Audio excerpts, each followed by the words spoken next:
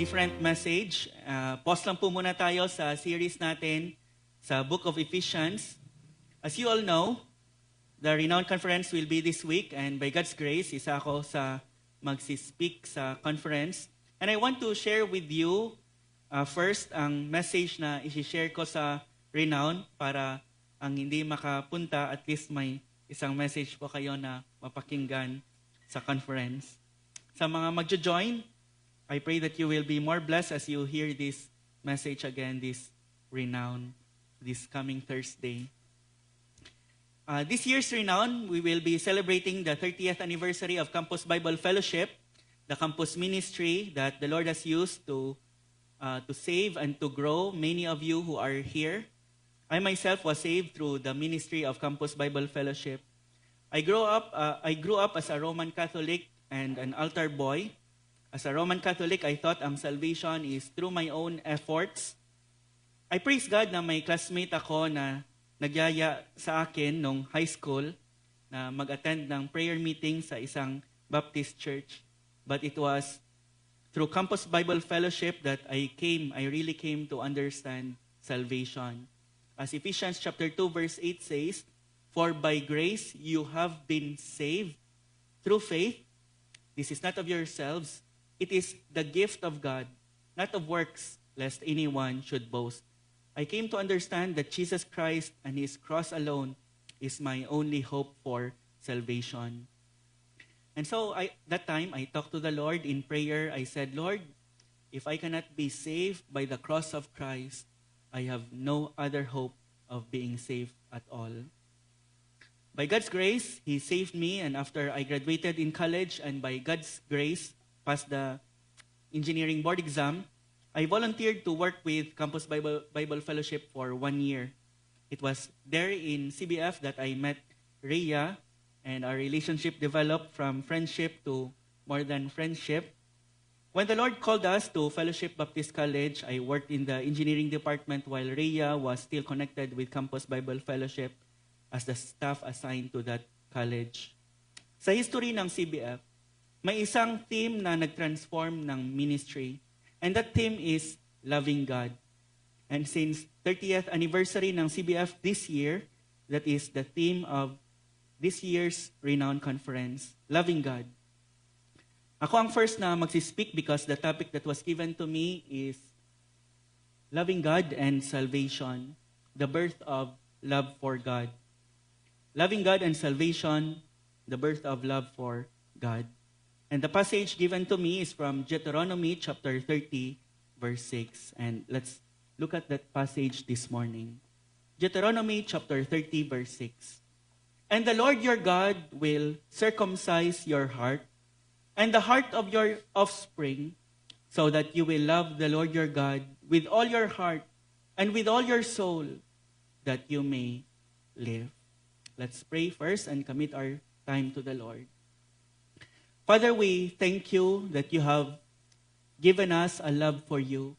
We know, O Lord, that is something we cannot manufacture in our hearts. Your word says it is because you have done a supernatural work circumcising our hearts that we may love you. Lord, I pray that you will help us to grow in that love, especially as we know more of you and as we understand more the grace of your salvation. We commit our time to you, O Lord. In Jesus' name we pray. Amen. Imagine yourself with the Israelites about to cross the promised land. That is the context of the book of Deuteronomy. Moses is giving the people instruction on how to live in that land so that they will continue to be under the favor of God. Ang word na Deuteronomy means second law. Second law. It comes from two Greek words, deutero, which means second, and nomos, which means law. That is why we have astronomy, law of the stars, or antinomian, against the law. So, second law. The first law was given at Sinai 40 years before. And why is there a need for a second law? It's because lahat na nakarinig ng first reading of the law were all dead by this time. They were all dead in the wilderness, except 2 men, Joshua and Caleb. Because no one would believe God's promise that they will be able to conquer the promised land by the help of God, they grumbled, and so God made Israel wander in the wilderness for 40 years. 40 years. Sabi ng Bible, 11 days lang sana ang journey nila from Sinai, that is from Horeb or Sinai, to the promised land in in Kadesh Barnea. 11 days lang sana ang journey nila. But because they grumbled against the Lord, it took them 40 years of wandering in the wilderness. As God's punishment to Israel, sabi ng Panginoon, everyone 20 years old and above who grumbled would die in the wilderness, except Joshua and Caleb who believed and trusted in God. And so, karamihan ng mga papasok sa promised land ay naipanganak sa wilderness at hindi na nakarinig ng first law that was given at Mount Sinai. Because the first generation of Israelites who heard the law died in the wilderness, due to their unbelief, the second generation needed a fresh reminder of God's covenant before entering Canaan. That's why ang Book of Deuteronomy, second law, repeats and expounds much of the law already given in the book of Exodus, Leviticus, and Numbers. Pero this time, iba na ang audience ni Moses. It was given to a new generation of Israelites standing on the edge of the promised land.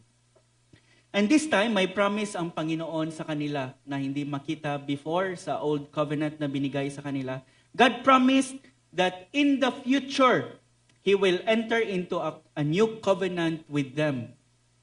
Sa old covenant, God gave them a law to obey without giving them a heart to obey those laws. The old covenant, while good and holy, could not really change the heart. The new covenant promises that God Himself will change the hearts of His people so that they will love Him.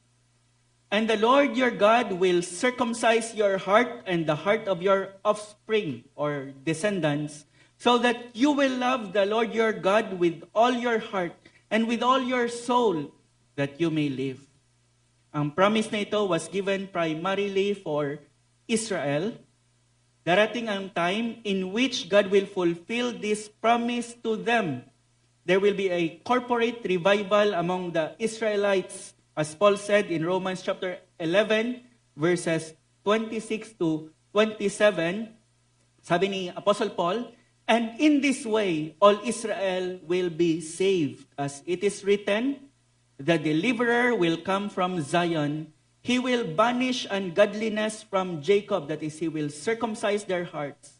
And this will be my covenant with them when I take away their sins.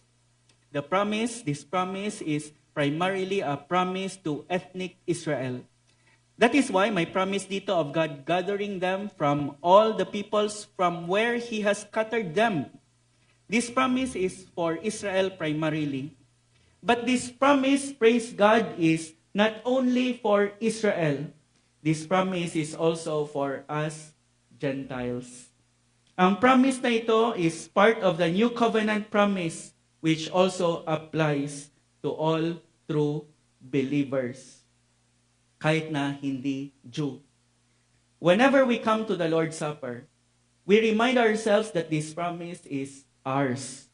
That is why, before we drink the cup that symbolizes the blood of Christ, we remind ourselves with the words of Jesus Christ when He said, this is the new covenant. This cup is the new covenant in my blood. And we drink that cup, reminding ourselves that this promise is also for us. The promise of the new covenant, which includes the promise of heart circumcision. That is why in Colossians chapter 2, verse 11, sinabi ni Apostle Paul, in Him you were also circumcised with a circumcision not made with hands, by putting off the body of flesh by the circumcision of Christ.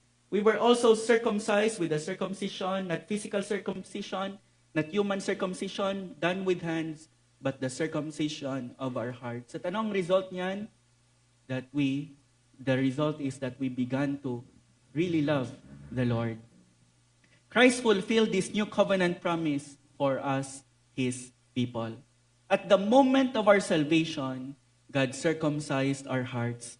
At ano ang result? We were able to genuinely, to truly love Him. And that is what our passage tells us about. Let's look at our passage more closely and see the relationship of loving God to salvation. I want us to see three things from our passage, and the first is the divine circumcision. The divine circumcision.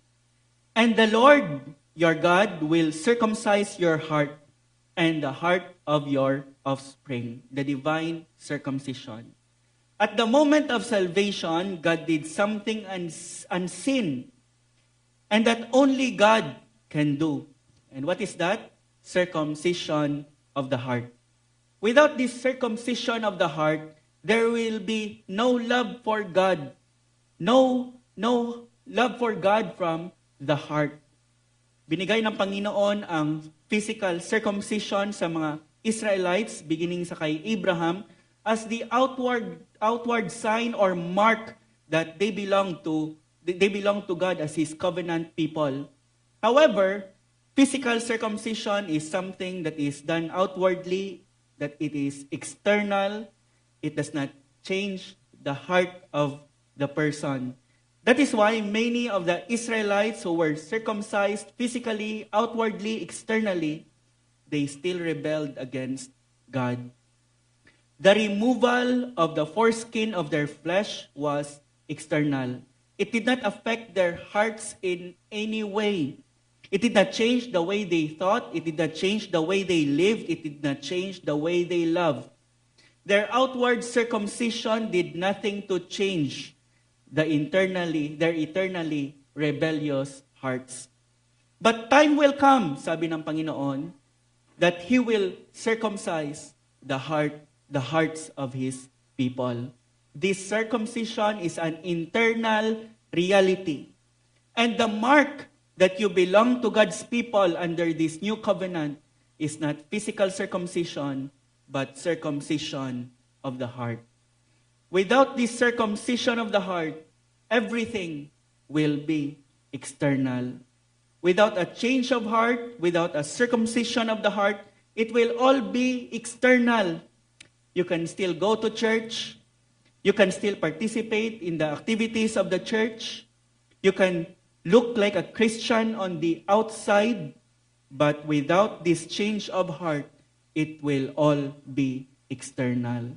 There will be no internal love for God. There will be no internal joy in the Lord. No internal passion for the Lord and for His cause. It will all be external. Without this circumcision of the heart, we may appear godly, but it will all be on the outside.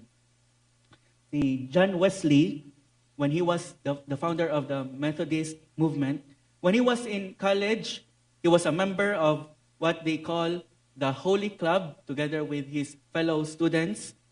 As a member, they rose up at 4 a.m. every morning for prayer and Bible study, no matter the weather or no matter how tired they were the previous night.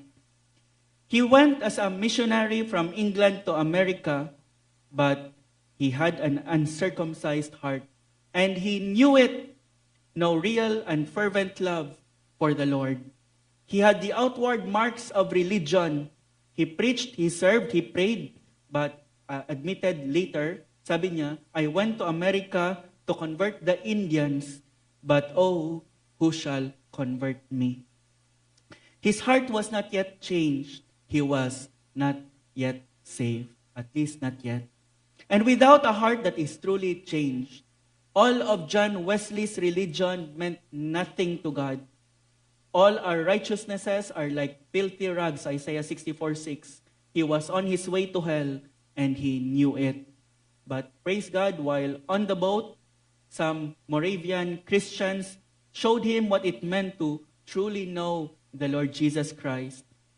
Ang mga Moravian Christians na ito, they lived out a heartfelt faith, a faith that was personal, a faith that was vibrant, a faith that is grounded in love for God.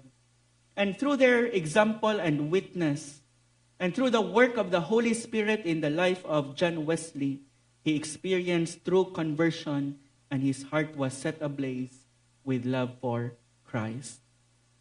Brothers and sisters, friends, God must circumcise our hearts so that we will truly, from the heart, love Him. And God promised that He Himself will do it for all His people. And the Lord your God will circumcise your heart and the heart of your offspring. In the original, Yahweh, the capital L, capital O, capital R, capital D, the personal name of God, Yahweh, and Yahweh your God will circumcise your heart and the heart of your offspring. External circumcision can be done by man. Circumcision of the heart is something that only God can do. This is a transformation that only God can do. If you are saved, if you love God this morning, do not thank yourself, thank God. It was He who circumcised your heart so that you may be able to love Him. It is a miracle of grace that you can truly, sincerely, and genuinely love Him. The divine circumcision. Secondly, we see what this divine circumcision produces. It produces the drastic change. Pwede din the distinct change or the decisive change. We can see it in the second part of verse 6. So that you will love the Lord your God with all your heart and with all your soul. That is the change. There is a drastic or decisive change in the person whose heart God has circumcised. The purpose of God circumcising the heart is so that you will love the Lord your God. You will love Yahweh your God with all your heart and with all your soul. Divine circumcision produces a heart that loves God. That is the purpose of salvation. So that you will love the Lord your God with all your heart and with all your soul. The purpose of salvation is not just so that we can escape hell, but so that we will be brought back to an all-satisfying, joy-bringing, life-giving, and eternally rewarding love relationship with God. Salvation is not just God rescuing us from judgment. Salvation is not just God rescuing us from eternal judgment. Salvation is God renewing our hearts to love Him. God saved us so that we may love Him and love Him forever.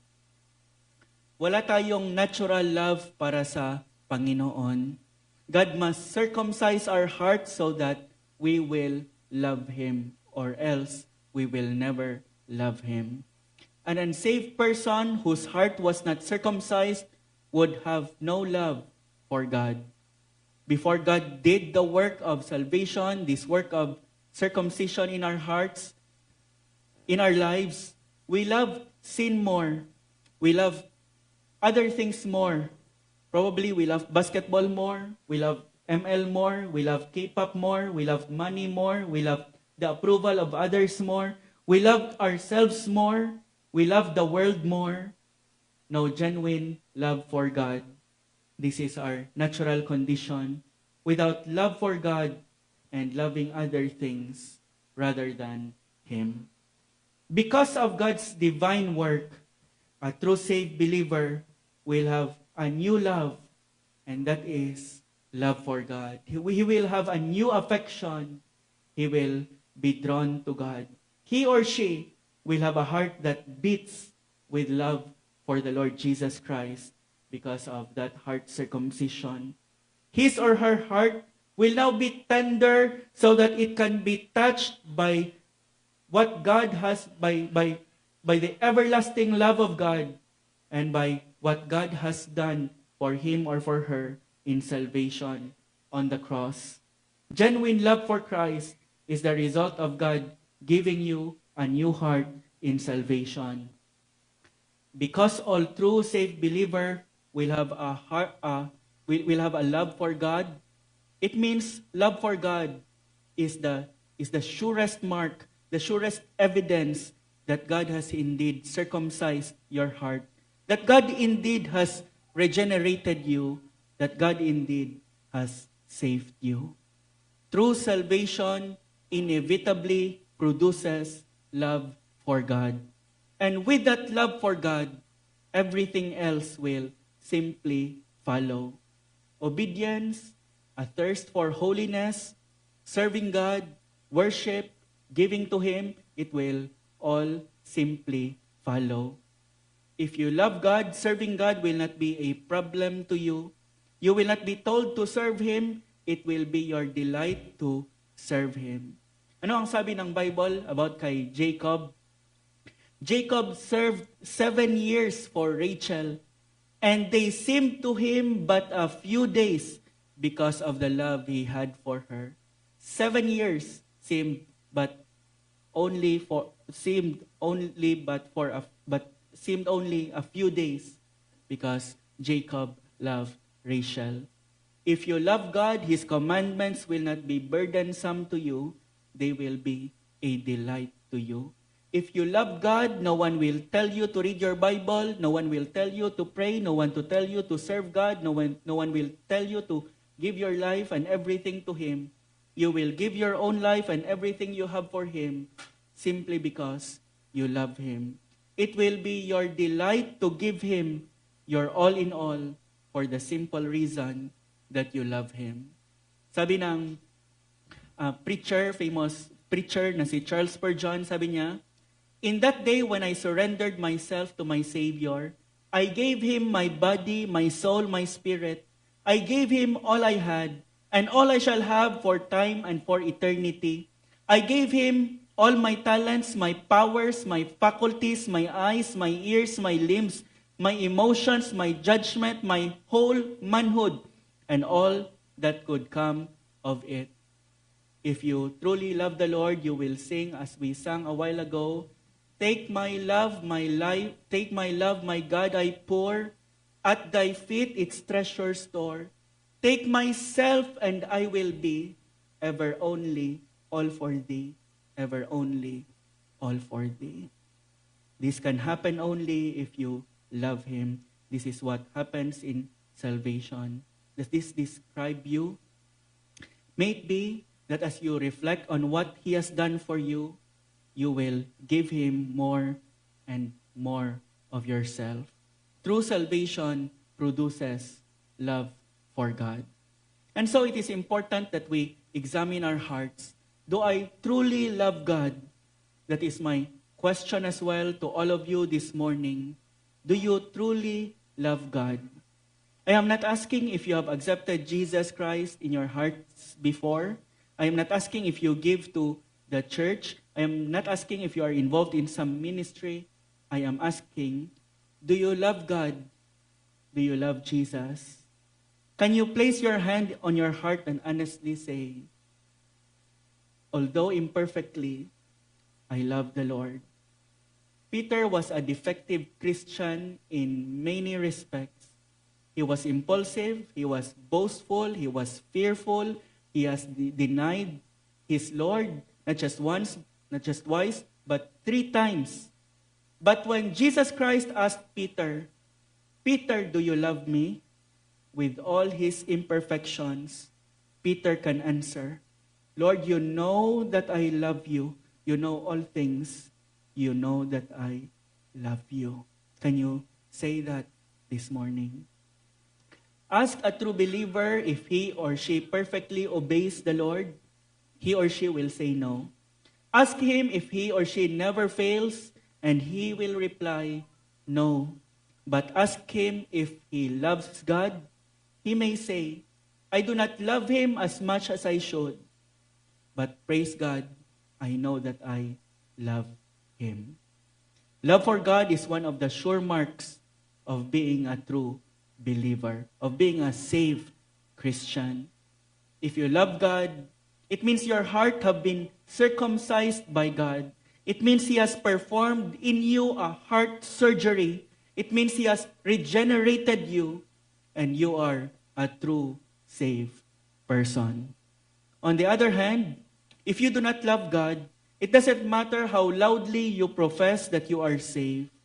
A lack of love for God is a proof that you are not. You may go to church all your life.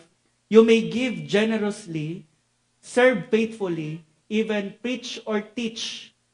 But without love for God, you are lost and you are heading for hell.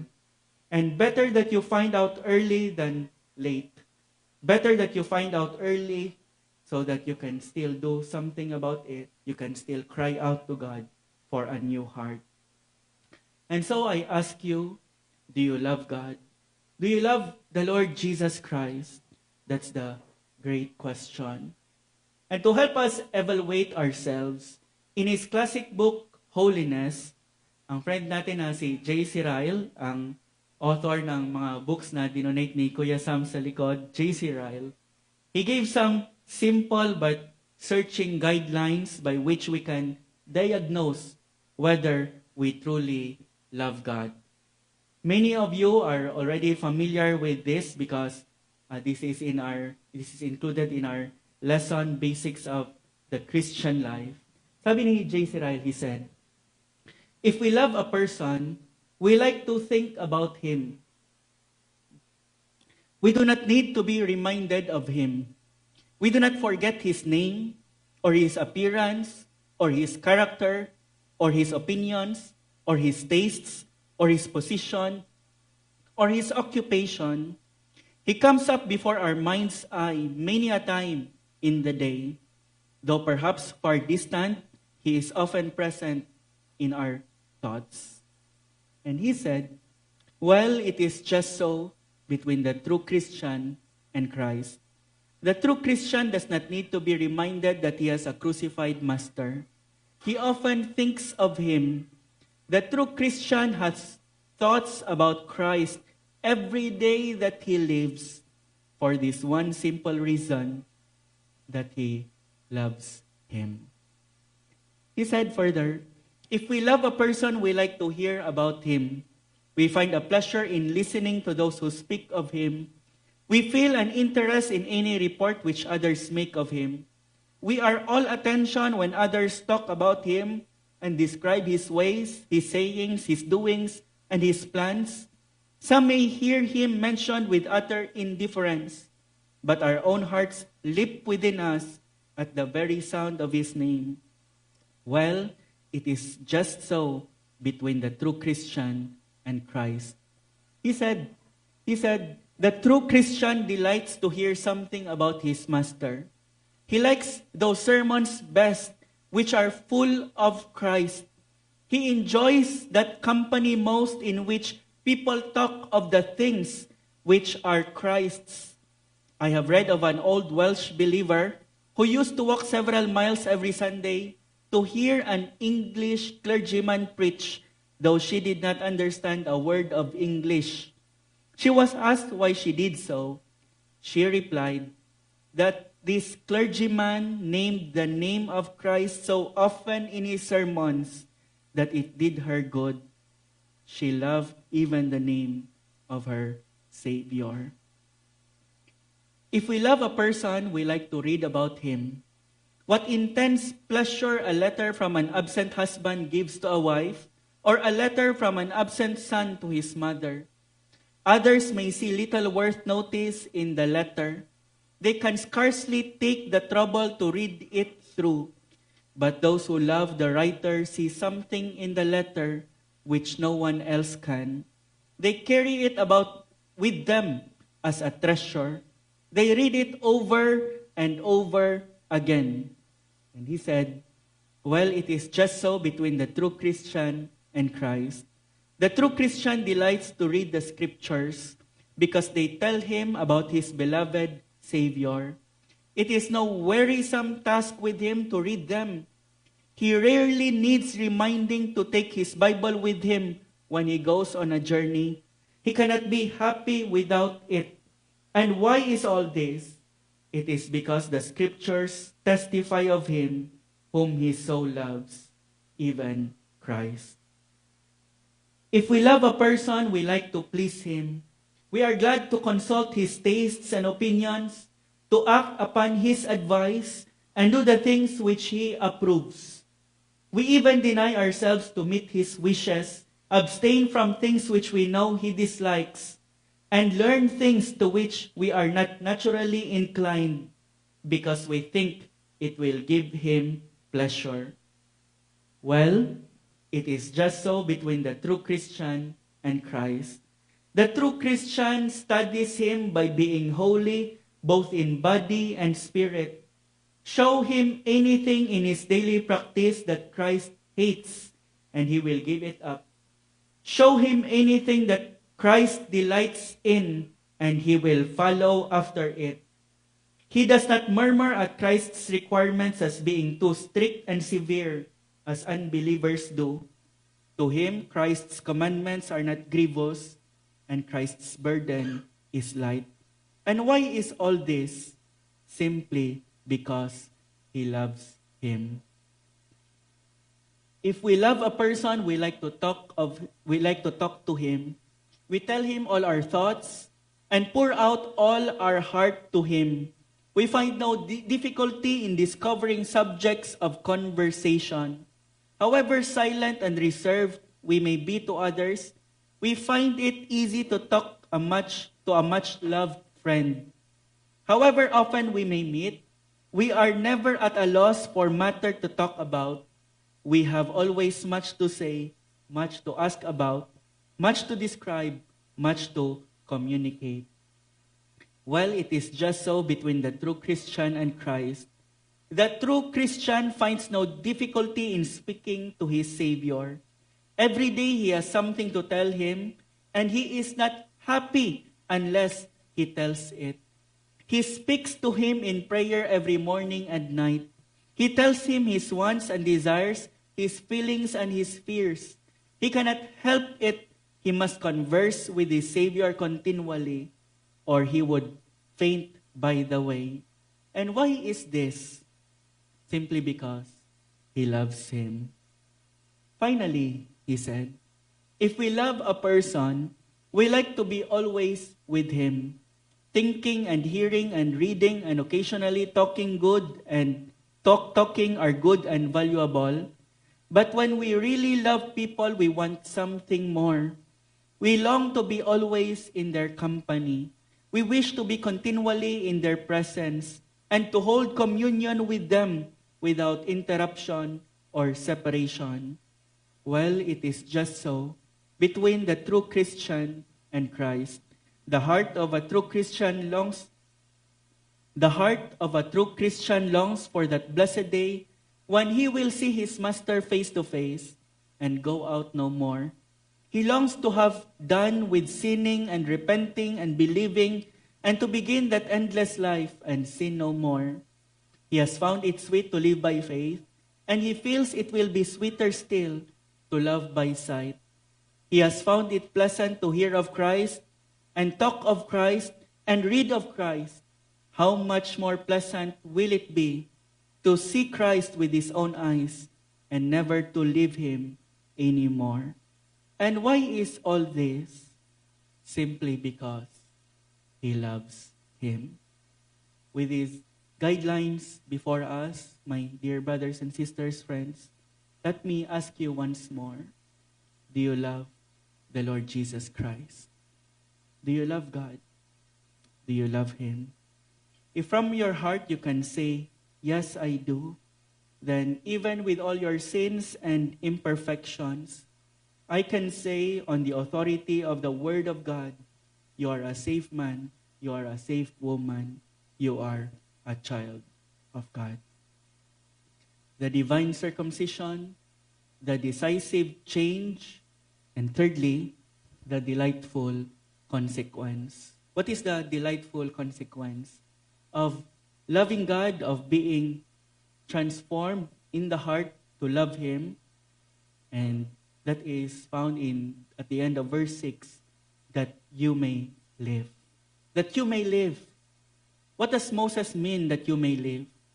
This phrase for me speaks of two realities, and the first is about life here on earth, a new quality of life marked by love for and joy in God. And secondly, life in eternity. Eternal life with Him, in whose presence is fullness of joy, and at whose right hand are pleasures forevermore.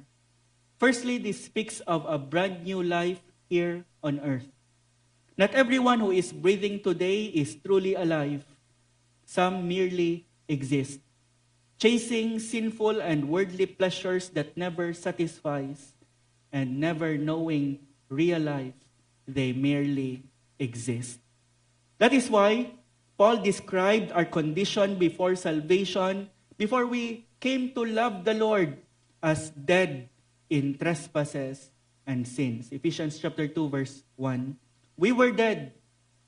We were never truly alive. That is why Paul said to Timothy about widows who live only for sinful and worldly pleasures. Sabi niya, 1 Timothy 5:6, she who is self-indulgent is dead even while she lives. She who is self-indulgent, living only for sinful worldly pleasure, is dead even while she lives. Existing is not the same as really living the kind of life that God intends us to live. You can be alive on the outside and dead on the inside. That is true of those who do not love God, full of days, but empty of life. But the moment we love God, that very moment we begin to truly live. True life begins the very moment we begin to love the life giver Himself. Outside of Him, there is only existence. In Him, there is life, abundant life. Second, this phrase that you may live speaks of eternal life. Eternal life. This points us beyond this world, beyond the grave. It speaks of eternal life. Who has eternal life? Not everyone. Eternal life belongs to those who love the Lord. To love Him is the sure evidence that you are safe, and God promises that you will live with Him forever. If you love Him, you will live with Him forever. Without a change of heart, without a love for God, there is only death, eternal death. Instead of eternal life, eternal death without a true love for God. Isa sa mga pinaka-scary na verses in the Bible is 1 Corinthians chapter 16 verse 22. If any man does not love the Lord Jesus Christ, let him be accursed. If any man does not love the Lord Jesus Christ, let him be accursed. God Himself pronounced an anathema, a curse, on those who do not love the Lord Jesus Christ. It doesn't matter how loudly a person professes salvation. It doesn't matter how faithfully he or she attends church. It doesn't matter how much theology he or she knows. If there is no love for Christ, God's word is clear. That person will be accursed. Eternally accursed. This cannot happen to true believers. This cannot happen to those who are truly saved. Those whose hearts God has truly circumcised. Because again, in salvation, God produces in the heart, in the salvation of a true believer, God produces in the heart a true love for God. And this is the assurance for those who truly love the Lord. God will see to it that the heart that beats with love for Him now will continue to beat with love for Him forever. This is your great assurance, you who love the Lord. One day you will die.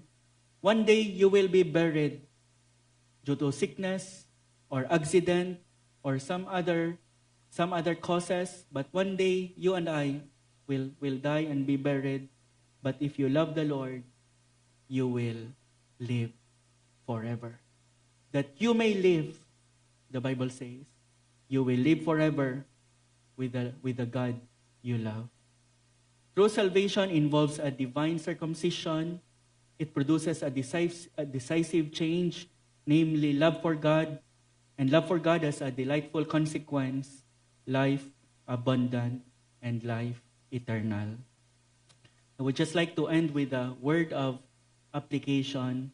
How is your love for God? How is your love for God? Examine your heart. Do you really love the Lord? Remember, true salvation results in a heart that truly loves Him. There can be no true salvation without true heart transformation. True salvation will always result in a heart that loves Him. A saved heart is a loving heart. It is a heart that beats with love for God. Is this true of you this morning? Does your heart beat with love for Jesus? If so, you carry with you an evidence of your salvation, a new heart, a regenerated heart, a heart that loves God. A saved heart is a loving heart. An unsaved heart may go to church. An unsaved heart may serve in ministry for some time. It may even read the Bible and say some prayers. It may look devoted on the outside, but it cannot love Christ. It cannot treasure Christ. It cannot delight in Christ. Only a heart made new by grace can do that. If you find out that you just have the outward marks of religion, but no inward love for God, repent of your lovelessness. Cry out to God this morning. And the good news is salvation does not depend on you, but on God. Your circumcision of heart is not something that you have to do. It doesn't matter how hard your heart is. Come to Him. He can circumcise your heart so that you may love Him. Pray, Lord, circumcise my heart. Change my heart. Give me a new heart. Examine your heart. Even as a believer, you can pray with David, create in me a new heart, O God, and renew a right spirit within me. If you find out that you have a genuine love for God, the second application is grow in that love. Grow in that love. There is a possibility of being stagnant. God said sa church in Ephesus, in the book of Revelations, God said to the church in Ephesus, I know your works, I know your toil, I know your patient endurance, I know how you cannot bear with those who are evil, I know you are bearing up for my name's sake and have not grown weary. What a list of commendations. If we stop there, we would call these believers model believers. But then comes the shocking words of the Lord Jesus Christ. But I have this against you, that you have abandoned the love that you had at first. You have abandoned the love that you have at first. The love that you had in salvation, you have abandoned. How is your love for the Lord? Is it growing? Is it greater than last month or last year or last 10 years? Is it greater than the love you have had when God saved you? Remember how He has loved you. He died for you. Remember how He has forgiven you. He paid your sins on the cross. Sa Gospel of Luke, there is an unclean woman who wept at Jesus' feet and binasa niya ang paa ni Jesus Christ with her tears and wiping them with her hair. She brought an expensive perfume and poured it over the Lord Jesus Christ. Why did she do this? Because she understood the depth of her sin and the greatness of her forgiveness. And Jesus Christ said to her, she loves much because she has been forgiven much. The same will be true for us. The greater the grasp and the appreciation we have for the forgiveness and the salvation that we have received from the Lord Jesus Christ, the deeper our love for Him becomes. And if that's the case, we will pour out to Him not expensive perfumes, but we will pour out our lives to Him. If we love Christ, we will feel that there is nothing too expensive, nothing too great that we cannot give to Him. The more we see His infinite worth, just like in the beginning when we gave our lives, our hearts to Him, the more we will want to give to Him our hearts again and again. Isa sa mga pinaka-famous na diamond is the Koh-i-Noor diamond. The Koh-i-Noor diamond. The most common karat for diamond is 1 to 2. Ang sa mga engagement rings, if it is genuine diamond, it is only worth about 1 karat. When the Koh-i-Noor diamond was found, it was 186 carats. It's incredible. It has a rich history.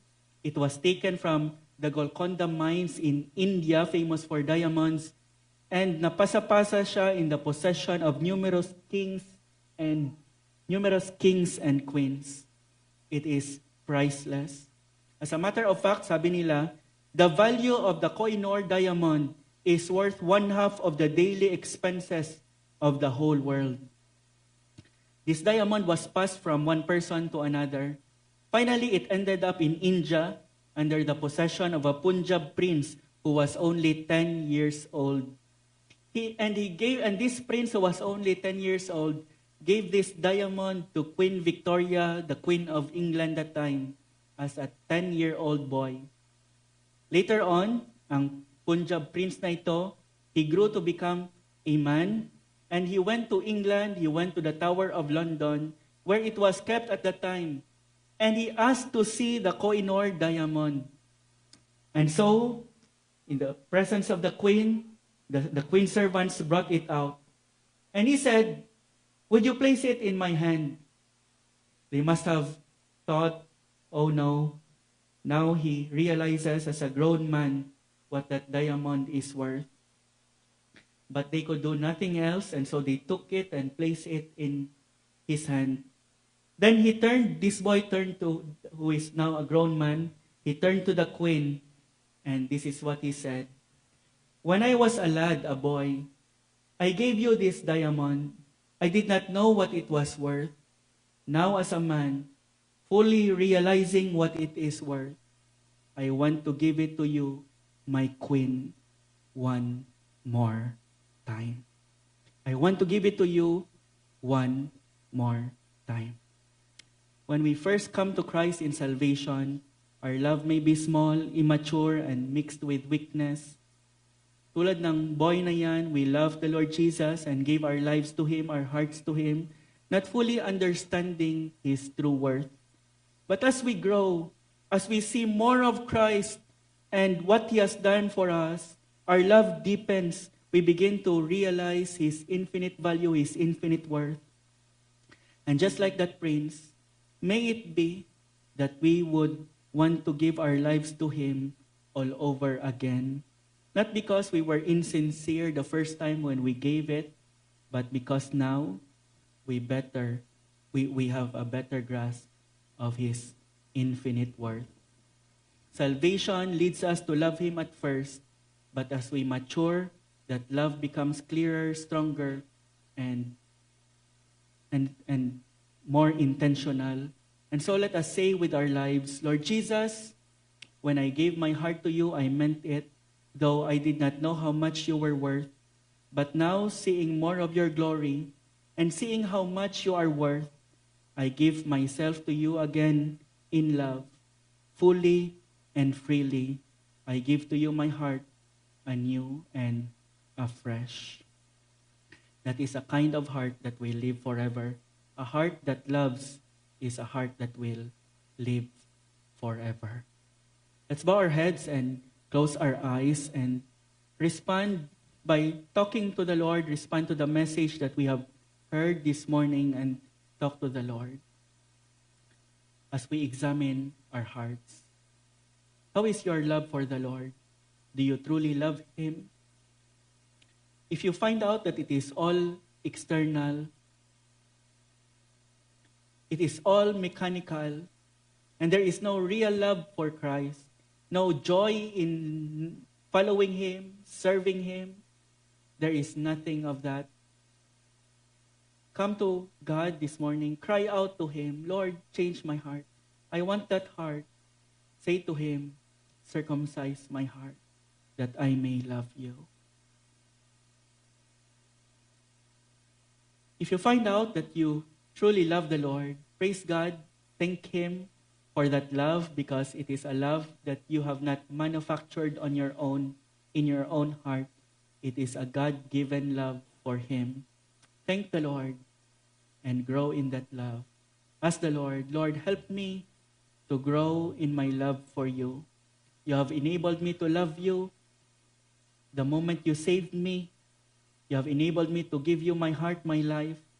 Lord, help me realizing who you are and what's your worth.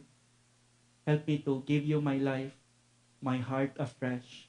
Help me to give it to you one more time.